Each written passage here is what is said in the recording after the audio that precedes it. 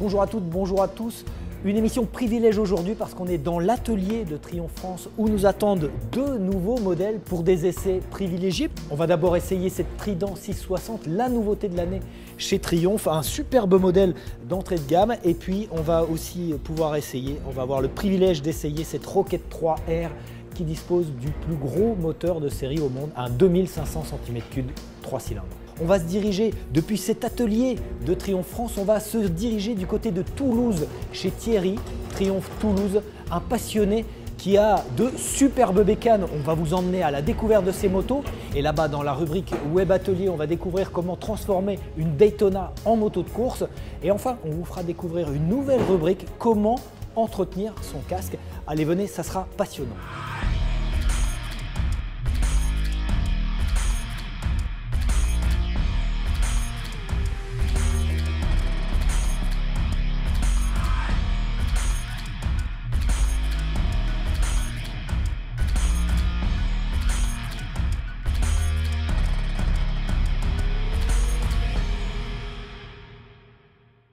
On va donc partir en essai avec ces deux superbes nouveautés. Avec nous, Eric Pecoraro, directeur marketing communication de Triomphe France. Salut Eric. Bonjour David, ça va? Ouais, ça va bien. Tu nous mets à disposition deux superbes modèles. Est-ce que tu peux nous dire deux mots sur celle-ci, la Rocket 3R? Et puis moi, je vais commencer par la Trident. Et qu'est-ce qu'on peut en dire? C'est la nouveauté de l'année chez Triomphe. Oui, c'est la nouveauté de l'année chez Triomphe. Alors, deux mots, ça fait très court parce que je pourrais t'en parler énormément. Mais effectivement, on sort notre entrée de gamme cette année qui est la nouvelle Trident 660 qui va se battre dans le gros du marché français évidemment parce qu'on est un marché de roadster. On avait déjà les Street sur lesquels on était extrêmement fort mais qui est une moto plus sportive. On a voulu une moto qui rentre dans le gros du marché et qui puisse intéresser évidemment notre jeune clientèle attirée par une moto polyvalente avec un prix attractif, un coût d'utilisation très bas. Mais surtout, on ne renie pas nos valeurs, une très très belle moto, très bien finie, très équipée. Et comme tu peux le voir, la moto est très belle avec une finition impeccable. Et puis j'espère que ça va te plaire lors de l'essai, mais c'est le seul 3 cylindres de segment de marché. Et effectivement, ça fait vraiment tout son intérêt et tout son attrait. Ouais, 3 cylindres, Trident, autre 3 cylindres, celle-ci. Mais là, c'est pas un 660, là c'est 2500 cm3. Ouais, donc t'imagines, tu multiplies pratiquement par 4 le moteur 3 cylindres qu'on a là pour arriver sur la Rocket 3R, donc 2500 cm3. C'est très simple, on avait la précédente Rocket 3 qui était déjà impressionnante avec 2294 cm3. Et bien on a voulu faire encore plus et aller au maximum des capacités que ce qu'on pouvait faire. Et donc on a réalisé cette moto de 2500 cm3 qui est la nouvelle Rocket 3. Alors je vais tout de suite être pas objectif du tout. Cette moto je l'adore puisque c'est ma moto perso. Donc évidemment tu peux t'imaginer que j'apprécie particulièrement cette moto. C'est vrai qu'il se passe des choses particulières quand on est sur une Rocket 3. Avoir un moteur de 2500 cm3 gorgé de couple tout de suite, c'est des sensations qui sont uniques.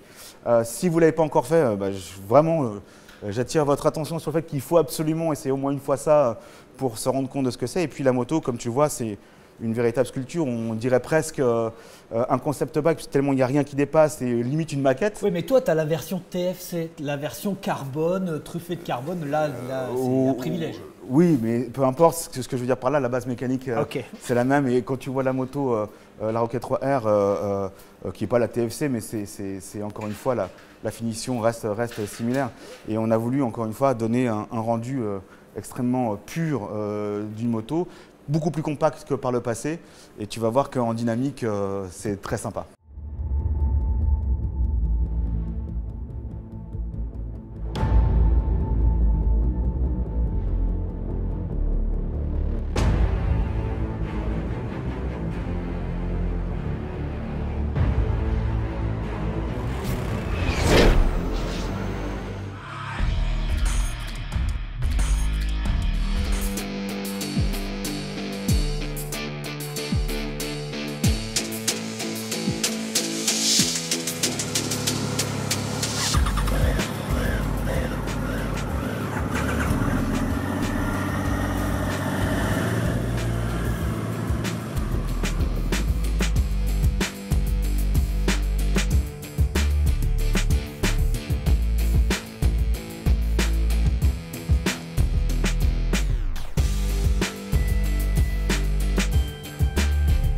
alors on est revenu frigorifié mais heureux de cet essai sous des températures glaciales, mais on a apprécié. Moi j'ai commencé par celle-ci, par la Trident, la 660, donc c'est la grosse nouveauté de l'année 2021 pour Triumph. Trident, c'est un nom emblématique, fin des années 60, le renouveau de Triumph dans les années 90 aussi, toujours le nom de Trident, Trident 3 cylindres, on est sur l'identité de la marque Triumph. Mais cette moto, c'est un roadster d'accès, c'est un roadster réservé aussi au permis A2. Tout à fait, oui, elle est prévue en tant que telle pour être en version A2, que tu aies toujours ce caractère de 3 cylindres et que tu n'y perdes pas et que tu aies vraiment l'impression que même jusqu'à 5-6 000 tours d'avoir une moto pratiquement full.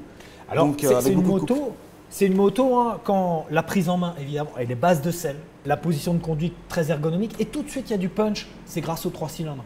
Oui, tout à fait, c'est vraiment la spécificité de nos moteurs et du moteur 3 cylindres. Hein. On combine, comme vous le savez, hein, les bienfaits d'un bicylindre avec le couple tout de suite disponible à bas régime et puis cette allonge jusqu'à monte à plus de 10 000 tours-minutes que peut y avoir sur un 4 cylindres, mais avec 4 cylindres avec beaucoup de creux en bas. Donc là, on combine le meilleur des deux mondes avec une moto qui a du caractère, mais du caractère qui est maîtrisable et maîtrisé. Alors il y a de la connectivité, celle-ci elle était équipée en Bluetooth, c'est une option je crois. Ouais, c'est une option, le Bluetooth, c'est un petit module Bluetooth qu'on met sur la moto. Et effectivement, ensuite, tu peux avec ton Sena ou en tout cas l'appareillage de casque, recevoir tes appels via le tableau de bord, lire tes SMS, passer ta musique via le tableau de bord et avoir la navigation turn by turn sur le tableau de bord et avec l'écoute dans ton casque. D'accord, donc on est sur quelque chose de moderne, full LED aussi. Ouais, tout à fait, full LED, que ce soit feu arrière, feu avant et clignot. Et effectivement, comme tu le remarques encore une fois, hein, tous ces petits détails qui font vraiment la différence sur la qualité de finition de la machine. 81 chevaux, c'est plutôt dynamique, hein, ça reste un 3 cylindres. Et le tarif est contenu? Oui, le tarif est contenu, il est de 8 245 €. Et le kit A2 est à 1 €. Donc on essaye vraiment de privilégier les permis A2 évidemment. Et puis c'est surtout qu'on a un coût d'utilisation qui est très très bas, des révisions tous les 16 000 km seulement, des prix de pièces très bas. On a fait très attention au coût d'utilisation de la moto. Et pareil avec notre partenaire assurance, on a fait attention à ce que tout le monde puisse assurer dans les tarifs qui restent raisonnables bien évidemment. D'accord, alors évidemment on parlait de A2, on parlait de réglementation, cette moto elle arrive dans une réglementation nouvelle, l'électronique, la dotation électronique, ABS, anti-patinage, il y a des modes de conduite? Il y a deux modes de conduite, Rain et Road. Donc le Rain ne joue pas sur la puissance du moteur mais joue sur la progressivité de la poignée de gaz et de l'arrivée de la puissance pour que ce soit plus doux lorsqu'on tourne la poignée de gaz, que la puissance n'arrive pas d'un coup, parce qu'il y a quand même du couple. Et aussi l'anti-patinage et l'ABS va être plus intrusif et se déclencher plus rapidement. D'accord. Des réglages possibles? Suspension avant-arrière? Pas de réglage sur la suspension avant, par contre précharge réglable sur l'amortisseur arrière. D'accord. Donc évidemment, le petit gabarit de cette moto, le poids contenu, elle fait combien? Tout plein fait? Tout plein fait, 190 kg. Ouais. Donc elle est maniable, hein, de toute façon, elle virevolte un peu, même par temps froid comme ça, on arrive à le sentir. Eric, vous avez quelle ambition sur le marché français? Est-ce que c'est un marché important pour Triumph? Je l'imagine. Et quelles sont vos ambitions? Alors c'est la moto la plus importante pour notre marché et effectivement on est le marché le plus important pour Triumph pour cette moto. Donc évidemment, on s'attend à ce que les chiffres… Ouais, évidemment, grosse pression. Grosse pression parce qu'effectivement, les chiffres de vente que l'on estime sur cette moto sont évidemment à la hauteur de la qualité de la machine, donc assez important. Donc nous, nos années s'arrêtent à fin juin.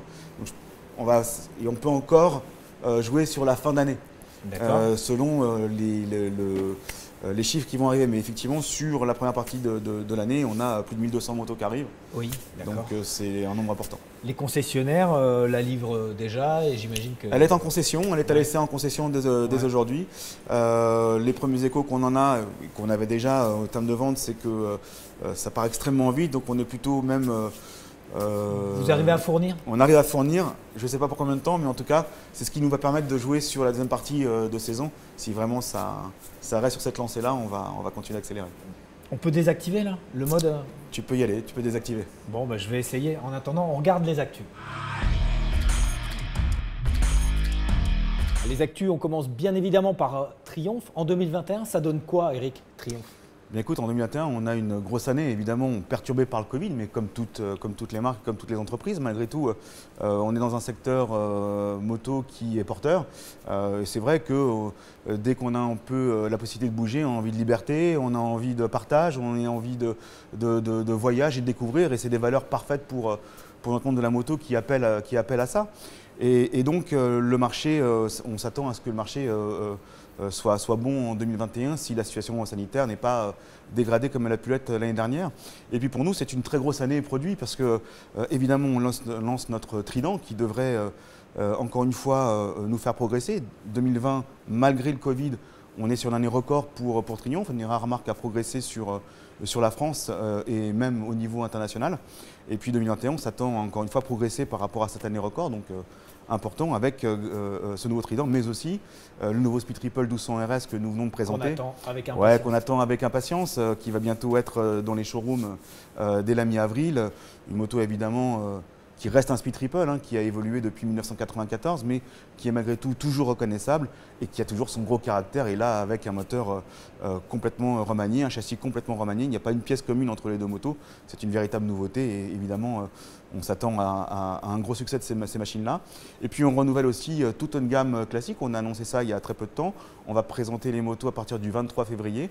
Donc, toute une gamme classique va être renouvelé pour, bien sûr, Bonneville, Street Twin, Scrambler 900. Toutes les motos qui étaient Euro 4 vont passer Euro 5, mais s'accompagne aussi de modifications ou esthétiques ou mécaniques. Et on a surtout écouté l'attente de nos clients pour faire évoluer ces motos de la meilleure manière qui soit.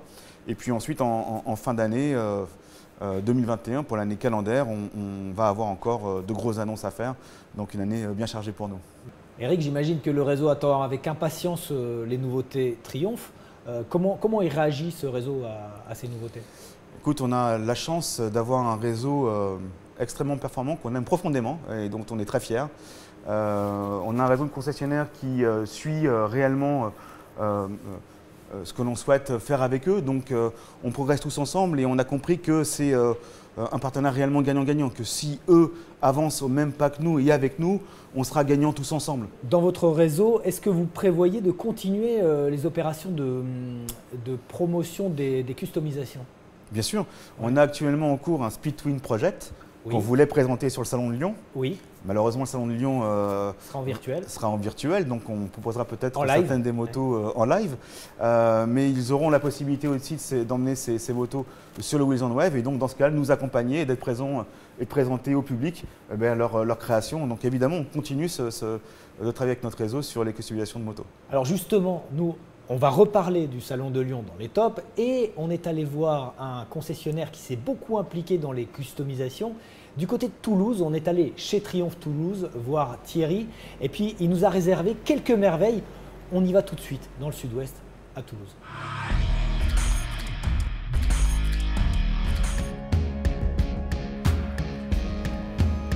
Bonjour Thierry. Bonjour David, comment tu vas? Enchanté, oui c'est vrai qu'on ne peut pas se serrer la main en ce moment. Alors ce que je te propose c'est qu'on retire le masque en restant à distance. Tout en gardant la distance. Voilà, volontiers parce que pour parler j'avoue que c'est pas très pratique. Donc ici c'est aussi vaste sinon plus que dans la concession. Alors avant de rentrer, tu peux m'expliquer ce préau, il est… Alors c'est un outil exceptionnel, voilà, c'est un outil de travail fabuleux. Dédié bien sûr aux motos, puisque les voitures ne rentrent pas, c'est vraiment pour les motos. Là tu as les motos d'occasion qui sont à gauche, les motos clients à droite et les motos d'essai qui sont sur cette ligne. Et ce qui fait le charme de la concession aussi, c'est ce préau. Outil de travail assez rare. Bon David, je te propose d'aller visiter l'intérieur. Allez, on y va. Allez, je t'en prie. Après toi. Merci. Ah oui, direct. On entre et directement on entre sur des machines. Tu les as trouvées où celles-ci? T120, TR6? Alors ça, c'est un pilote qui vient des États-Unis, de chez Baxter dans l'Iowa. Voilà, qui est réputé pour faire des machines matching number, donc moteur, cadre, même numéro, dans des motos de qualité. Il refait des machines vraiment comme elles étaient à l'origine. Et tu les as amenées ici? Tu les as achetées aux États-Unis? On les a importées, voilà, et puis elles sont en carte grise française. On a gardé certaines, parce que tu pourras remarquer dans la concession, tu en verras d'autres. Et Elles puis on sont a à l'autre à vendre, cacher. celles-ci?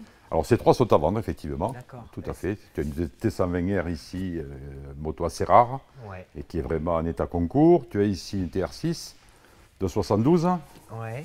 d'un modèle Scrambler, qui était fait un petit peu pour aller faire du hors-chemin. Et tu as ici une T120, dernière génération de fabrication, boîte 5. Et donc, ces motos, tu les as restaurées ou elles étaient dans cet état-là? Elles sont dans l'état où on les a reçues. Nous, on ne restaure rien. Et là, cette Daytona, elle a été construite à série limitée, hein? Alors, série limitée, 765 exemplaires dans le monde. Il y en a eu 75 en France. Et celle-là, ben, écoute, on l'a réservée à notre chef d'atelier. Moi, j'étais à la présentation de ce modèle à c'est le Silverstone. modèle qui est à Moto 2. 2. Exactement, voilà. Parce que les Moto 2, pour ceux qui ne le savent pas, disposent du moteur, de ce moteur 765. Du 765 Triumph, tout à fait. Voilà. Avec le succès qu'on leur connaît. Ouais, et ils battent tous les records de piste à chaque fois. Exactement. Voilà. Ça a remplacé C'est une le machine 4 d'exception. cylindres Honda 600 tout à fait. qui est équipé avant. Et donc, cette moto-là, 765 exemplaires, toi, tu en as eu combien? Alors moi, j'ai pu en avoir 3. Parce D'accord. que quand ils font des séries limitées, en fait, on a une dotation par concessionnaire, suivant la taille du concessionnaire, ce qui est assez logique. Mais j'aurais bien aimé en avoir 10. Le moteur, on en reparlera tout à l'heure avec la Rocket 3, mais c'est un élément central chez Triumph, c'est un élément distinctif. Ah, le 3 cylindres est très particulier. Voilà, c'est Ouais. le moteur, quand on essaie le 3 cylindres, on a du mal après s'en passer. C'est pas un 2, c'est pas un 4. On a une gamme Roadster en 3 cylindres, une gamme Aventure aussi en 3 cylindres, Ouais. et le fameux Rocket en 3 cylindres. Bah ouais. Pour l'instant, on s'arrête là. On va aller voir les modèles classiques, les bicylindres classiques, mais avant, on va aller voir les 3 cylindres, le 900 justement. Le nouveau 900. Ouais, le nouveau Qui 900. remplace le 800, oui, Ouais, tout à fait. exactement.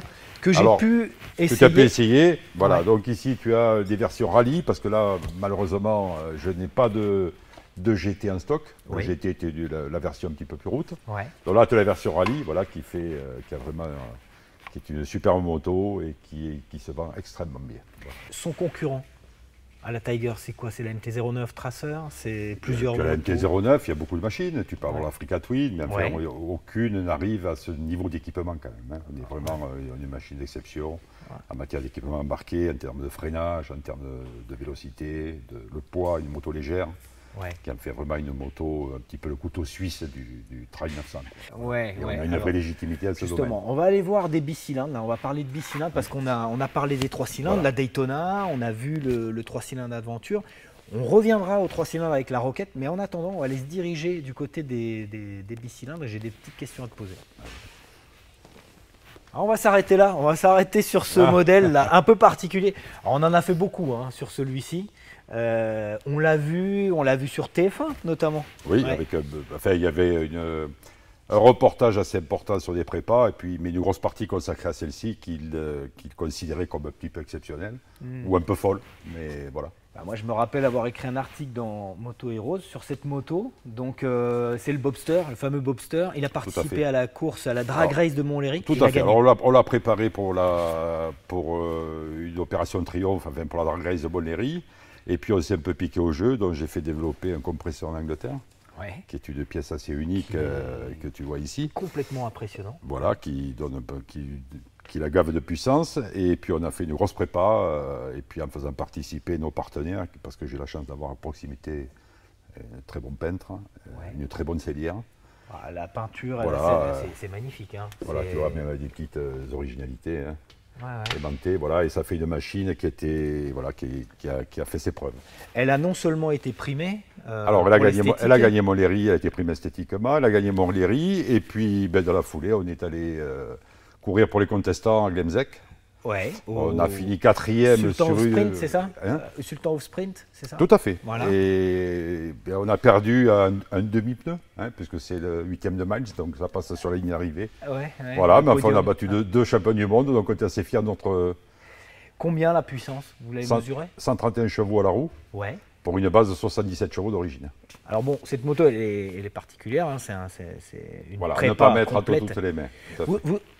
Petite pause sur les prépas. Vous en faites à quel rythme et vous avez fait quoi comme préparation? Parce Alors, que j'ai vu des cadres là-bas. Voilà, d'ailleurs. il y a deux, nous faisons deux types de préparation. En fait, je fais parfois des motos que je prépare et que je mets à un showroom. Oui. Alors, ça va être des préparations simples sur la couleur, avec quelques accessoires Triumph. Il faut pas oublier que la gamme classique Triumph, il y a plus de 120 accessoires par moto, Oui. ce qui laisse au public toute latitude pour agrémenter son véhicule et en faire un véhicule un petit peu différent du voisin, parce que ça c'est le grand jeu. Hein. Nous sommes de grands enfants. Donc, Alors là, ça fait un moment qu'on est devant. Là, j'ai pas des yeux derrière la tête, mais franchement, ça me pique un peu là. Elle est magnifique cette métisse. Alors ça c'est une Rickman, mais c'est surtout une vraie Rickman qui a tous ses papiers et ses numéros d'origine. Voilà. C'est une moto dite moto-caisse. En fait, elle a fait 200 km dans sa vie. D'accord. Voilà, donc elle est vraiment dans un état exceptionnel. Ouais, j'ai visité l'usine Métis en Angleterre, Super, j'y suis allé, ouais. et j'ai roulé dessus, c'est incroyable. Et là, les rapports inversés, oui, alors tout ça, est inversé. classique, oui, bien sûr, la boîte à droite. avec la boîte à droite, comme ça faisait historiquement. Ouais. Mais surtout, ce qui est intéressant, c'était vraiment les premiers cadres, à l'époque ils appelaient ça Desert Sled, traîneau du désert, mais les premiers cadres cross en fait, qui pouvaient sortir. Quoi. Ouais, les fameux cadres Tout à fait. Rickman. Donc Rickman était connu pour ça, et Triumph était connu pour ses moteurs. Donc ça faisait les une belle association. Frères Rickman qui sont toujours de ce monde. Ouais. Voilà. D'accord, elle est superbe. En tout cas, elle a sa place ici. Voilà, et puis elle est bien boulonnée, elle ne la bouge pas.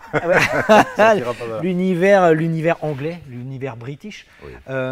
Justement, on va aller se diriger du côté d'une moto assez particulière chez Triumph, c'est la Rocket. Donc là, la Rocket qui est sortie l'année dernière, elle cartonne en vente ou Alors c'est vraiment un carton. Oui, c'est un carton. Ah oui, c'est vraiment un carton pour nous. Les concessionnaires, je pense, étaient un petit peu hésitants au début. Et malgré tout, moi je me suis dit, c'est la plus grosse moto du monde et finalement la moins chère. Donc qui ne rêve pas d'avoir la plus grosse du monde. Ouais. Le moteur 2500 cm3. Alors, est passé de 2300 à 2500 cm3 avec 220. C'était déjà le plus gros. Alors c'était déjà le plus gros, mais par contre il n'y avait pas d'assistance, il n'y avait rien du tout. Oui. Aujourd'hui il y a une machine qui fait 2500 cm3, 221 newtons de couple, ce qui est monumental. Et un pneu large de 240. 240. Mais par contre avec toute l'assistance électronique qu'il a. Ça la laisse maniable. Moi je l'ai essayé. Franchement c'est un vélo sur la route. C'est un vélo de 300 kg quand même, mais c'est une moto qui a un comportement exceptionnel sur la route. Il y a un couple disponible à 1000 tours. Enfin, elle surprend par ses vélocités et les clients qui viennent d'autres marques, on a pas mal de clients de chez Harley qui roulaient 20-30 ans à Harley et n'en reviennent pas en fait de sa maniabilité. Et ils vont découvrir en fait des routes qu'ils avaient complètement abandonnées, comme les petits cols des Pyrénées, tu vois. Alors là, il y a plusieurs modèles R et une GT là-bas. Il y a combien de modèles dans la gamme? Il y a deux modèles en fait. Il y a le R qui va être typé le roadster en fait, ce qu'on appelle le roadster, et la GT qui va être plutôt en position cruising, qui va plutôt être pour 2 personnes. Et donc celles-ci, elles se vendent bien, les Rockets? Ah, très bien. Très bien. Ouais. Alors j'ai eu la chance, puisqu'on fonctionne en précommande, on a précommandé beaucoup au départ, à prendre le risque, mais franchement, ravi. Voilà, ravi. C'est une très belle machine, c'est une machine exceptionnelle. Et surtout, ça nous amène une clientèle toute aux marques, quoi. Franchement, qui roule avec des grosses machines dans notre marque. Est-ce que tu crois que c'est lié à la région toulousaine ou peu importe Je crois savoir quand même que c'est un beau succès au sein de Triumph Monde, enfin, à l'international, quoi. C'est une très belle machine. Bon, ici, il y a pas mal de modèles. Je vois aussi qu'il y a de l'équipement un peu pour tous les modèles. Il y en a, tu as des blousons. C'est Triumph qui produit ça? Oui, bien sûr. C'est la gamme. Alors, il y a une gamme de vêtements assez riche chez Triumph, très riche, à part les casques. Là, effectivement, ils ne font pas de casques. Mais on a surtout un équipement qui va coller à nos modèles, et notamment à notre gamme classique. Donc c'est une gamme très vintage, que tu peux porter tous les jours, même pour les bosser. Voilà, c'est très spécifique à ma Triumph. On ne va pas trouver ça dans notre marque. Merci Thierry en tout cas. Et puis nous on va se rediriger du côté des belles routes des environs. Ok. Les tops et les flops, et on commence, une fois n'est pas coutume, par les flops parce qu'ils nous font vraiment réagir. Plusieurs flops. Le premier, c'est l'arrêt de la circulation interfile pour les motos dans les villes test. Il y avait 4 zones test, arrêt par le Conseil national de la sécurité routière. Il y a eu une étude qui a été finalisée après 5 ans de tests et les résultats n'ont pas été concluants. Donc, arrêt de l'interfile dans ces zones, mais le gouvernement réfléchit, le Conseil national de la sécurité routière réfléchit à une nouvelle technique d'expérimentation de l'interfile. Donc, depuis le 1er février, les motards ont interdiction de circuler entre les fils Dans les zones test, il y avait la région parisienne, la région lyonnaise, il y avait Bordeaux, il y avait 4 zones test. Interdiction jusqu'à nouvel ordre. Nouvel ordre, c'est un nouveau protocole qui doit être mis en place.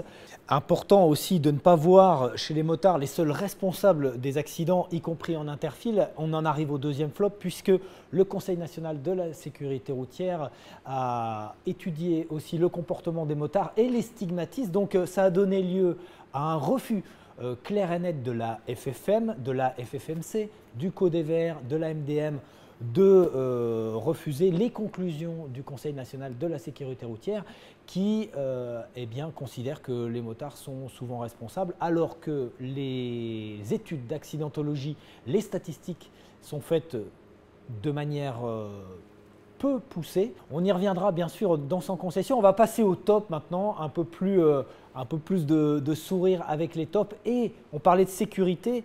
Au niveau de la sécurité, on n'arrête pas d'évoluer. Évidemment, il y a les airbags, les blousons airbags, les technologies airbags qui ne cessent d'évoluer et de se rendre de plus en plus accessibles.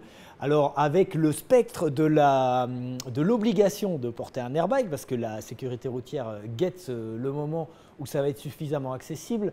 Bon, d'ici là, les fabricants d'airbags rivalisent de technologie, c'est de plus en plus efficace, de plus en plus rapide. Et tant mieux pour notre sécurité. Un petit mot sur la sécurité, c'est vrai que tu en parlais.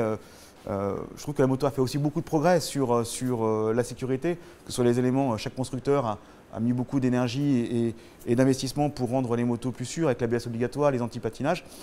Et nous, on est dans cette volonté toujours technologique d'amener des choses encore plus technologiques pour améliorer la sécurité du pilote et du conducteur. Donc là aussi, on va innover, nous, sur cette année avec des choses qui vont arriver sur les motos justement importantes. De l'électronique. Oui, de l'électronique voilà, qui va permettre évidemment de contacter les secours plus vite, de détecter les paramètres de la moto qui sont importants, qui seront intégrés sur nos machines. Merci Eric. On retourne, nous, en Occitanie, du côté de Toulouse, où on découvre comment transformer une Street Triple RS en vraie machine de course.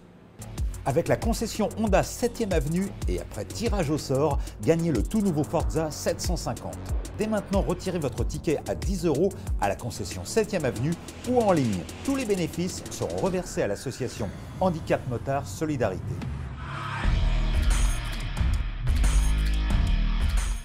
Alors Anatole, bonjour.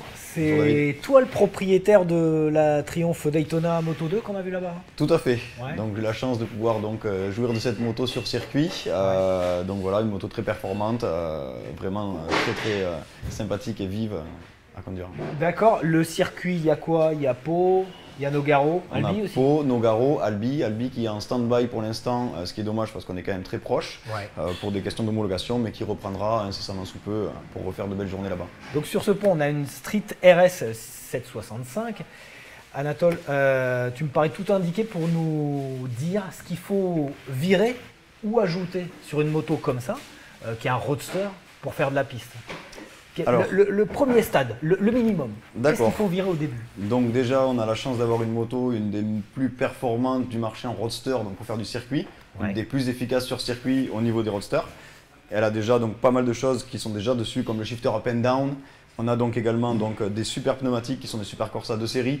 Donc le moteur, change pas les pneus. Non, pas les pneus. Le moteur, pour déjà s'initier et même faire des chronos super sympas, c'est déjà un très bon pneu. La pression, elle est différente sur route et sur circuit. On va bien entendu baisser la pression, on va adapter les réglages de suspension pour avoir une moto qui se comporte comme il se doit sur les freinages, les réaccélérations.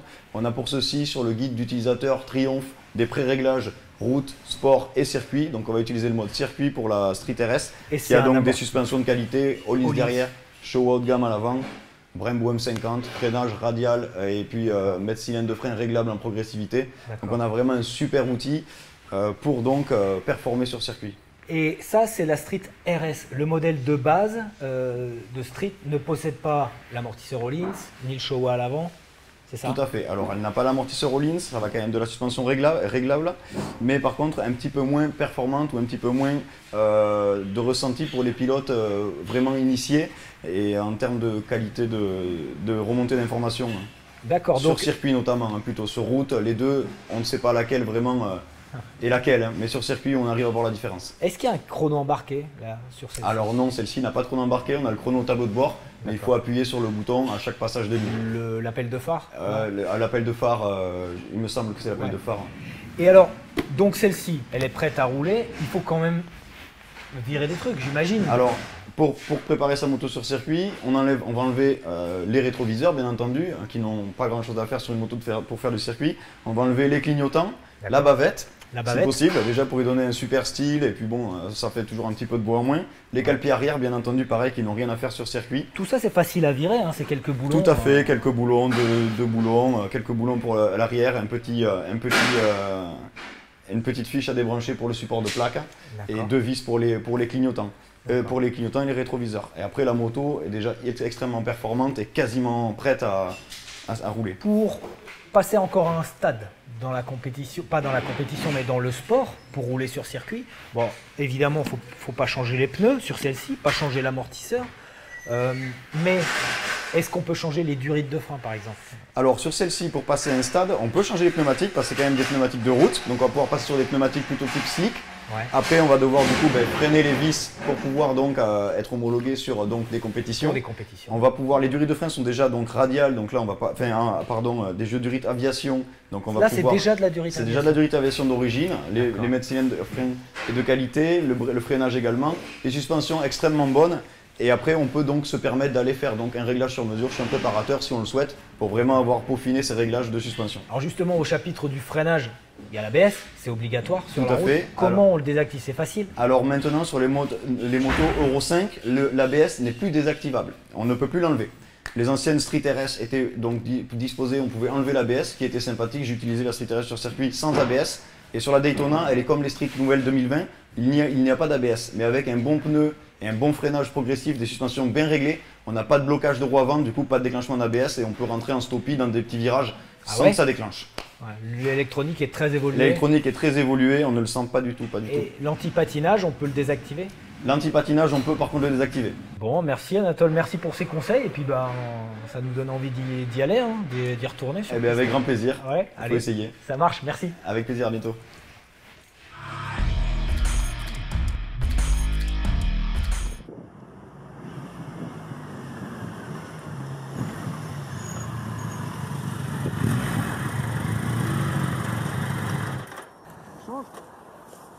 Bon, tu vas voir, David, c'est pareil. Ouais, c'est la même chose.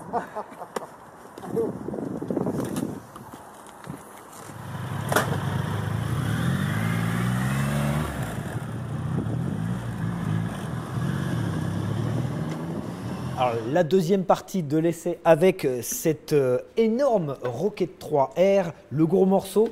Eric, c'est la plus grosse moto chez Triumph, mais c'est la plus grosse moto au monde de série. Le moteur le plus gros au monde. Exactement, c'est la cylindrée la plus importante sur un moteur de série au monde. C'était déjà le cas précédent avec la Rocket 3 évidemment, donc on a voulu conserver ce titre-là. Et donc la moto fait 2500 cm3, 3 cylindres. Cylindrée qui peut paraître comme ça impressionnante et appréhendée. Mais bon, tu as vu, tu as roulé dessus, c'est quand même quelque chose. Mais vous n'aviez pas besoin, vous l'aviez déjà, le plus gros moteur au monde. C'était le 2300 qui était sorti en 2004, hein, je crois. C'est ça, 2294 cm3 pour être précis. Ouais. C'était en juin 2004 et effectivement, c'était mon premier lancement presse, donc c'est assez drôle. Tu t'en souviens bien. Ouais, et j'en ai possédé une, Rocket 3. Je suis vraiment amoureux de cette machine qui procure des sensations. Et c'est encore une fois, tu sais, il y a des moments où voilà, on recherche des choses un peu différentes. Et quand je monte sur Rocket 3, j'ai des choses différentes que je ne connais pas ailleurs avec d'autres motos qui sont très bien, mais c'est quand même très particulier. Bah, on parlait du petit 3 cylindres parce que c'est le plus petit 3 cylindres de la production, c'est ça. Le 660. Vous avez le plus gros aussi.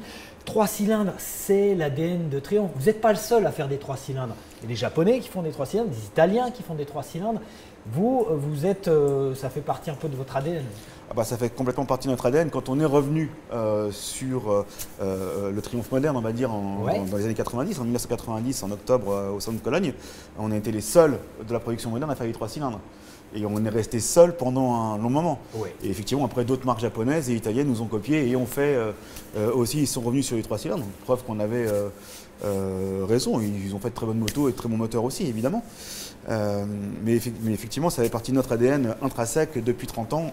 et en véritable motoriste. Et d'ailleurs, ce qui court en Moto2, ce sont les 3 cylindres et ce sont les 3 cylindres Triumph. Exactement. Alors celle-ci, elle est énorme. Elle existe en 2 versions. Il y a cette version R, il y a une version GT aussi avec un petit 6 bar avec une position de conduite différente. Oui, qui est plus on va dire, détendu, un petit peu en arrière, pied un petit peu en avant, pas trop. Guidon un peu plus large, donc un peu plus de bras de levier même pour les manœuvres. Plus large que celui-ci. Qui est plus large que celui-ci, ouais. Et effectivement, c'est 2 philosophies de moto différentes. GT plus, on va dire, type 1 un peu cruiser. Ouais. Mécaniquement, rien ne change à part la position de conduite et les éléments dont tu as parlé, c'est-à-dire une selle différente, le petit 6 bar à l'arrière, le guidon et la position de conduite et des pieds. Le couple de cette moto, avant de parler de la puissance, c'est quoi? C'est 224 Nm de couple. Ouais, c'est le couple le plus important de la production aussi. Ouais, c'est un tracteur, mais pas au niveau du look, mais au niveau du couple, c'est énorme. Ouais. Et disponible tout de suite. À 2800 tours minute, on a le couple maxi. J'ai vu, j'ai fait quelques accélérations fulgurantes, on va dire. Alors, l'anti-patinage devait être activé, néanmoins, la roue arrière a glissé, ça envoie. Ça envoie, ouais. Donc, sur les 4 premiers rapports sans anti-patinage, ça patine quand on ouvre les gaz. Ouais. Donc, sans l'anti-patinage. Sans l'anti-patinage, ouais. Et quand tu as activé l'anti-patinage, quand tu ne peux pas ouvrir en grand en première, il se déclenche parce qu'il y a trop de puissance qui arrive d'un coup. Ça a du sens l'anti-patinage là-dessus. Ouais, ça a du sens. Surtout par moins de degrés. Il y a combien de modes de conduite Il y a 3 modes de conduite. Il y a un mode road, sport et rain. Ouais. Donc, mode sport qui est moins intrusif encore en anti-patinage. Et on peut le désactiver complètement. On peut le désactiver complètement. Cet anti-patinage. Ouais. Et alors, j'ai remarqué aussi, en essayant cette moto, un freinage diabolique. Ouais, l'avant et. Oui, ça stoppe. Déjà, elle fait 30 kg de moins que la précédente. Même si c'est une grosse moto, on a gagné du poids. On a baissé la moto est plus compacte. Avec les pleins? Avec les pleins, elle fait 291 kg. Ouais. Donc, on a gagné malgré tout en poids et en compacité. Et effectivement, on a mis ce qu'il y avait de mieux sur le marché en termes de freinage. C'est les Stylema. Ouais, c'est des étriers radio, Brembo. Ouais, Stylema, c'est ce qu'on trouve sur les plus grandes sportives ou sur nos rosters les plus puissants. Nos Speed Triple RS, il y a les mêmes systèmes de frein avec les Stylema et les Brembo. Et pareil à l'arrière, comme c'est important sur des grosses motos comme ça d'avoir un frein arrière important, c'est aussi du Brembo radial, avec un très gros disque à l'arrière et effectivement la moto freine très fort. Il y a 2-3 petits détails qui sont amusants sur cette moto. Alors l'identité, c'est les 2 gros phares à l'avant. Qui étaient déjà là avant. Voilà, qui étaient déjà là avant. Ces tubulures qui échappent de chaque côté, 3 tubulures de chaque côté, un peu massives. Il y a cet énorme pneu. Il fait combien? C'est 240 mm. 240 mm. Alors elle est maniable. La moto reste maniable. Ouais. C'est une surprise. La balance entre l'empattement, la largeur du pneu et la longueur de la moto, étonnamment, elle est assez agile. Elle est très agile, ils sont vraiment attachés à ça et là, nos pilotes essayeurs ont fait un boulot formidable parce qu'ils développent les châssis et effectivement, le centre de gravité est très bas. Alors, ce qui fait que la moto, comme tu le disais, reste extrêmement maniable et extrêmement facile à emmener. Alors à l'arrêt, le rayon de braquage n'est pas facile, évidemment. Mais en action, c'est plutôt, plutôt vif. Ouais, tout à fait. Tout à fait. Et alors, esthétiquement, je parlais des tubulures très ciselées comme ça, avec le biseau. Et puis ce monobras oscillant, qu'on retrouve sur d'autres modèles de la marque, je pense au Speed, c'est très beau, c'est très esthétique. Puis il y a des petites astuces comme ça avec le repose-pied escamotable comme ça. Le design a représenté beaucoup de travail pour Triumph. Je crois que ça a été un casse-tête et je crois que ça a été le plus difficile à faire sur cette moto parce que c'est une moto finalement, c'est un roadster quelque part où tout est à nu et donc on n'a pas de place pour cacher quoi que ce soit. C'est très difficile d'avoir une moto où, quand on regarde la machine, il n'y a rien qui dépasse, il n'y a pas de durite qui dépasse, tout est de qualité avec de l'alu brossé. Les fils sont à l'intérieur du guidon pour justement, encore une fois, avoir la ligne la plus pure possible. Et la première fois qu'on a montré la moto, je me rappelle d'un client qui fait « Elle est jolie votre maquette ». Ouais. Parce que tellement elle est pure, elle est parfaite. Je pensais pas que c'était une moto qui roulait. Je me suis dit, c'est pas une maquette, regardez, elle démarre, elle roule. Ouais. Et donc c'était l'étonnement. D'accord, alors la concurrence de cette machine, c'est d'autres power cruisers. Il n'y en a pas beaucoup. Hein. Non, il y il y en a a pas. Ducati qui fait son Diavel, qui est la concurrente un peu affichée de celle-ci. Et puis alors on parlait des deux versions de la Rocket 3. Il y en a même une troisième parce qu'elle fait partie de la série Triumph Factory Custom. C'est ça. Avec tout carbone. C'est une moto qu'on a découvert à Hinckley, en même temps que la Truckstone Exact. R. La Tucson TFC qu'on avait aussi là-bas sur place. Exactement. Elle est splendide, cette moto. Tu nous en parles un petit peu de la TFC, la Rocket 3 TFC? C'est une moto qui n'est plus commercialisée puisqu'il y en a eu 750 dans le monde et terminée. Et c'était la moto, donc effectivement esthétiquement change un peu par rapport à la Rocket 3. Il y a un coloris spécifique, il y a du carbone dessus, elle pèse un peu moins lourd, les jantes sont spécifiques et elle a aussi un moteur spécifique. Ouais. Donc mécaniquement, c'est pas la même moto. Elle a encore plus de chevaux et c'est toujours, même avec la nouvelle Speed, la Rocket TFC est la moto la plus puissante de la gamme Triumph. Cette machine, on a parlé du couple de la moto, la puissance de la Rocket 3. Alors la Rocket 3R ou GT fait 167 chevaux. Ouais. Donc, la TFC alors la TFC, c'est la moto la plus puissante qui pour l'instant jamais existé chez Triumph avec 182 chevaux. Donc elle est même un peu plus puissante que la nouvelle Speed qui va arriver, qui en fait 180. Vous l'avez chronométré en accélération? Ouais, on a Ça fait fait quoi 0 à 100 en 2 secondes 79 pour être précis. 2 secondes 79 officiel, mesuré. D'accord. On va peut-être le refaire. On va peut-être améliorer. Ouais, il faut des conditions parfaites parce que ça patine beaucoup, il faut trouver juste le bon tempo. Parce qu'effectivement, quand on a tant de couple, le pneu arrière souffre assez. En attendant, nous, on va se tourner vers une nouvelle rubrique, c'est comment entretenir son casque. On regarde ça tout de suite.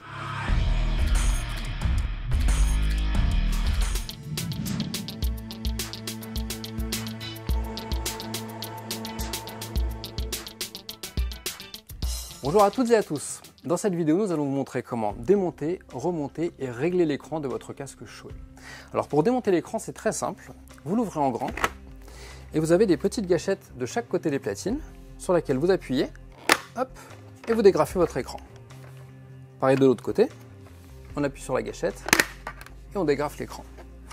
Je vais maintenant vous montrer comment régler l'écran de votre casque Shoei. Alors pourquoi régler un écran? Eh bien, il arrive parfois que l'écran soit un peu trop décalé par rapport au joint, ce qui peut provoquer des infiltrations d'air ou des infiltrations d'eau. Ou alors qu'il soit trop plaqué contre le joint, ce qui peut rendre la fermeture d'écran difficile. Et c'est au niveau du positionnement des platines que le réglage d'écran va se jouer. Alors le matériel nécessaire pour le réglage de l'écran Shoei, un écran de réglage et un tournevis cruciforme Philips de taille 2. L'écran de réglage est quelque chose dont vous ne disposez pas, mais que votre revendeur Shoei aura. En revanche, si vous avez un vieil écran, c'est tout simplement un écran d'origine sur lequel on a percé 2 trous au niveau des vis de platine et qui permettent de replacer les platines correctement et de revisser au travers de l'écran. Si vous avez un vieil écran, n'hésitez pas à le percer pour vous faire un écran de réglage Shoei. La première étape, ce sera de desserrer les vis de platine. Vous prenez votre tournevis cruciforme et vous allez simplement libérer un petit peu les vis de platine pour que les platines puissent bouger de chaque côté. Voilà. Vous allez ensuite insérer votre écran de réglage comme un écran standard. Donc, position ouverte et vous appuyez. Et on va ensuite le fermer. L'opération va consister à bien plaquer l'écran partout au niveau du joint. Donc, on va vérifier que l'écran touche bien en bas, qu'il soit correctement plaqué en haut. Une fois la bonne position trouvée, on appuie et on resserre. Alors, attention aux vis de platine, il faut bien appuyer sur le tournevis pour ne pas endommager la tête. D'abord d'un côté et ensuite de l'autre côté. Après réglage, ce qu'il faudra vérifier, c'est la jointure inférieure au niveau du joint et la ligne de contact sur le bord supérieur de l'écran pour être sûr que vous ayez une parfaite étanchéité. Une fois le réglage de votre écran effectué, nous allons le retirer, toujours à l'aide des gâchettes latérales. Et nous allons remonter l'écran d'origine. Donc pour le remonter, vous mettez l'écran en position haute. Et là, pas besoin d'utiliser les gâchettes, simplement vous appuyez de chaque côté. Au niveau des platines, l'écran va rentrer dans la fixation. Et très important, on va vérifier que l'écran plaque aussi bien qu'avec l'écran de réglage. Donc la jointure au niveau du bas, le contact au niveau du haut et le verrouillage de l'écran qui se fait correctement. Maintenant, vous savez tout sur le maniement de votre écran Shoei. Pour le remplacement de vos pièces et accessoires, rendez-vous sur le www.shoei-myshop.com. Je vous souhaite une bonne route en Shoei et vous dis à très bientôt. Merci Eric pour ce double essai avec le petit 3 cylindres, avec le gros 3 cylindres. La prochaine échéance Triumph, c'est quoi? La prochaine belle échéance et grosse échéance pour nous, c'est évidemment l'arrivée de la Speed Triple 1200 RS. Donc tout le monde a hâte d'essayer et hâte de voir parce que je ne l'ai pas encore vu non plus en définitive et terminée. Donc là vraiment, ça me tarde. On va surveiller ça de près. En attendant, nous, on va se quitter pour cette émission et on se retrouve très prochainement dans Sans Concession.